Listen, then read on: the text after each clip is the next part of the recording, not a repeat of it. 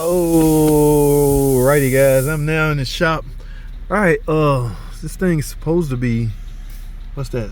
Hey, that ain't hardly no miles. 74,000 miles. What year is this? This is the early edition 2011 Jeep Grand Cherokee. And I can hear it, guys. I don't know if y'all can hear it. Let me let's go out here, pop the hood and let y'all hear what the hell going on.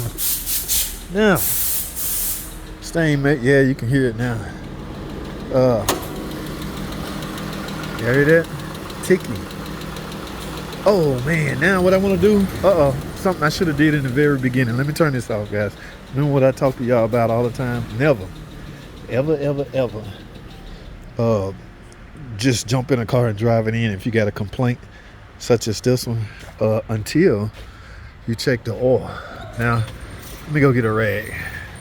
All right, guys, this thing ain't got no oil in it. So don't disregard the lifters and all of that stuff. Yes, lifters will cause that noise. Not lifters, rocker arm. Everybody always blame this on lifters. Guys, lash adjusters never a problem on this. At least for me. I can only speak for me. Okay, the ticking noise that you hear stems from broken rocker arms coming apart. But everybody seems to blame that on lifters. Now, why don't this thing have any oil in it? Let's go to the number one culprit. They just left another shop not too long ago, okay, but a minute ago. Y'all see what I see? All right, that's a Dorman. Dorman? Oh my goodness, y'all see all that? Wait a minute. I know good and damn well. Hold on, guys, I got oil all over the backside of this damn cooler. Oh my goodness. So let me get this straight. All right, let me take a stab at this. Now, she obviously was at another shop, because I don't put stuff like this on. Neither does the dealer. No matter where I'm at, Brothers Motors, I only put this on if a customer demand I put on what they give me, and I have no problem with that. I will put on whatever the hell you give me. Just know the ramification. I can't warranty this cheap aftermarket stuff they be getting. All right, but name brand tools or name brand parts such as this Dorman and the Mopar one, yeah, I have no problem with those, putting those on. But I have not put one on a Jeep Grand Cherokee. And yeah, anyway, from the looks of it, let me verify this again, because I can't believe what I think I'm seeing from what I'm hearing. Once you put a Dorman on, you never have to do it again. Wait a minute. Now, could that be residual? Because, everybody is not like me, guys. When I do a cooler, guess what? I'm at the detail department afterward. You know how much flack I get for cleaning the damn engine off? For some reason, everybody seems to think, oh, you're going to ruin something. You can't be putting wet water on the engine.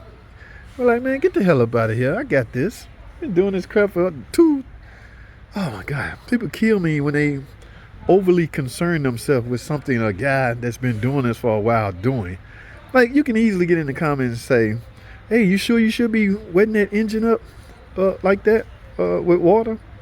Yeah, and we go that route. But to get in my comment section and yell out, "Do you big dummy, you ain't supposed to be spraying that car, gonna have all kinds of problems now." Okay, I just chuckle at those. But back to this Dorman. Okay, now let me take a stab at this. Stains ticking because it has no oil in it. Now I'm gonna put some oil in it. Hopefully, if the ticking go away, I'll know that the ticking was a result from low oil level. And yes, low oil level will cause your drivetrain parts to tick because they're not lubricated. Okay, yeah. So for that reason alone, yeah. But I gotta go find out what they want to do, because one more time. And I'm going to put this in the air and look. If I got oil all on top of this transmission, it's simple. This cooler is leaking. Now, granted, guys, here's the thing with me. Once you put one of these on, or a good Mopar, a revised Mopar, those should be your last cooler, guys. Now, but that doesn't say a lot about the seals that's being used on these. Those seals lifespan, remember, we crushing this thing all the way down to the block.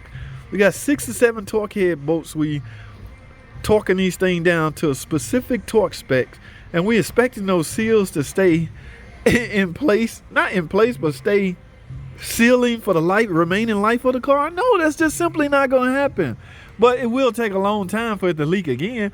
This, not a long time ago. These things ain't even been out that long, okay, with the orange cap version. All right, so one of two things. Either the seals under them are cracking, because this housing is not, this is aluminum.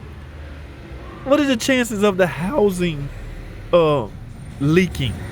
Slim to freaking none. And I would be saying the same thing about a revised Mopar, even though it's plastic. I know a lot of y'all, it's plastic, it's in that environment with it. Yeah, but that's that revised hard plastic that they're using now is going to last the remaining life of the car. It's the seals that's going to continue to fail, which means mechanics are stuck in their ways. No mechanics want to take this off and reseal it. When we take these off, including me, I'm no exception. When we take these off, we want to go in with new coolers. But in my opinion, the cooler itself is not the actual problem.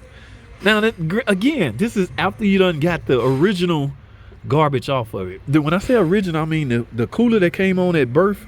Yes, get rid of that.